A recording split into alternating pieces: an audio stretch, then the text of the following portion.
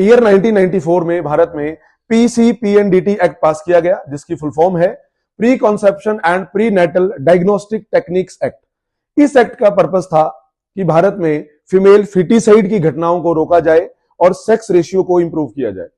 तो उसमें भारत में लगभग जो सेक्स रेशियो था वो काफी कम था, लेकिन इस कानून के बाद सेक्स रेशियो धीरे धीरे इंप्रूव हुआ।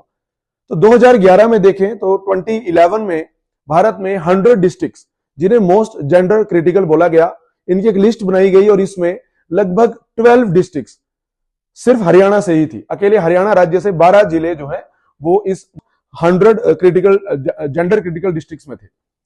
तो इसके चलते हरियाणा से ही ईयर 2015 में प्रधानमंत्री नरेंद्र मोदी के द्वारा बेटी बचाओ बेटी पढ़ाओ कैंपेन शुरू की गई, जो कि एक नेशन वाइड कैंपेन थी।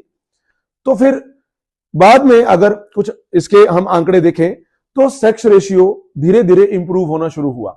तो अगर एक आंकड़ा देखें ईयर 2023 का 2023 का, तो 2023 में देयर वर 916 गर्ल्स पर 1000 बॉयज इन हरियाणा।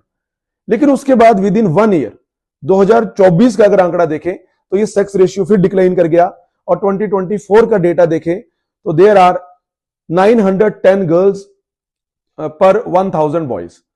अभी फिर हरियाणा सरकार ने फिर प्लान किया है कि विद इन 1 ईयर, 1 साल के अंदर अंदर इसे फिर लिफ्ट किया जाएगा, लगभग 920 तक ये सेक्स रेशियो बढ़ाना पड़ेगा। तो भले ही कानून भी है, अवेयरनेस कैंपेन्स भी हैं, लेकिन उसके बावजूद भी फीमेल फिटिसाइड की घटनाएं और ऐसे कई केसेस, कई अपराध आज भी दर्ज होते हैं।